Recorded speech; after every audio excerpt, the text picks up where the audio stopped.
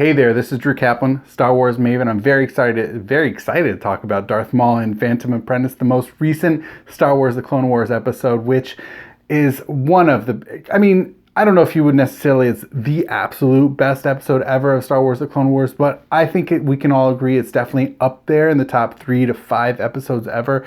Story-wise, the visuals, the dialogue, it's some really incredible stuff that happened in Phantom Apprentice. Really exciting stuff. I could go on and on about the episode itself. I really just want to focus on Darth Maul. Now, I know what you're going to say.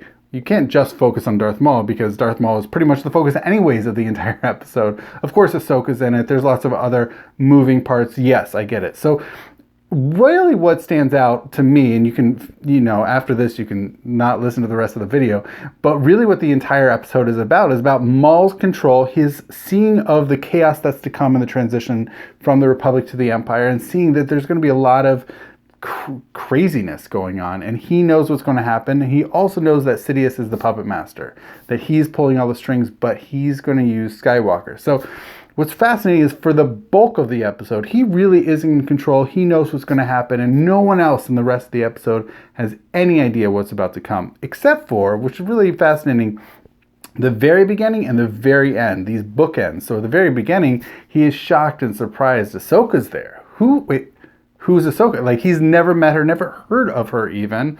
He's surprised that she's there and that there's no Kenobi. And also he gets surprised by her that he gets captured by the Republic at the end. But for the bulk of it, Maul is in control. And he also, it's not just simply a power control. It's also an intellectual knowledge, an intelligence control, right? So actually after that initial meeting when Maul mentions Skywalker and that there's going to be a lot of chaos coming, he then seeks intelligence gathering on Ahsoka, which, by the way, Ahsoka gathers back on Maul. What's his plans, what he's doing, but Maul finds out a little bit about Ahsoka, and what Ahsoka actually finds out from Prime Minister Almec is that Maul had a dream, maybe an ongoing set of dreams or visions, that Skywalker. Now, it's really fascinating, by the way, because Maul has never had not only interaction with Skywalker, he's never even heard of Skywalker until this dream that apparently, as Prime Minister Almec tells us, has really gripped Maul, has like shooken him. And I think that, and ultimately that's the impetus for the entire Siege of Mandalore, which Maul intended to happen,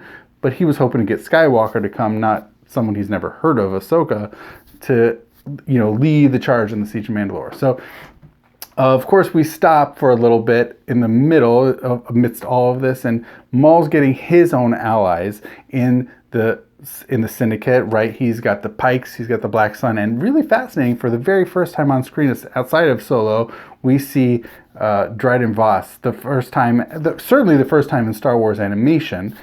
And that's a really neat tie-in to Solo, the Star Wars story. But we get that for Crimson Dawn. We have those characters, and that they should lay low in the coming chaos, that there's going to be lots of opportunities after, which is really interesting. But really, everything else goes back to trying to get Ahsoka, trying to see what's going on. And fascinatingly, the Phantom Apprentice could, of course, refer to Maul himself in relation to Sidious, but also he tries to get Ahsoka to come onto his side, be basically like his little apprentice, because he finds out in his intelligence gathering that she left the Jedi Order because she did not like the hypocrisy of the Jedi Council.